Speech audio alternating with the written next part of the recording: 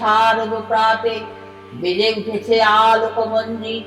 ধরণীর বহিরাকাশে অন্তরিত মেঘমালা, প্রকৃতির অন্তরাকাশে জাগরিত জ্যোতির্ময়ী জগন্মাতার আগমন বার্তা। আনন্দময়ীর মহামায়ার পদধ্বনি অসীম ছন্দে বেজে ওঠে। রূপলোকে ও রসলোকে আনে নব ভাব মধুরীর সঞ্জীবন। তাই আনন্দিতা শ্যামলী মাতৃকার চিন্ময়ীকে মৃন্ময়ীতে আবাহন।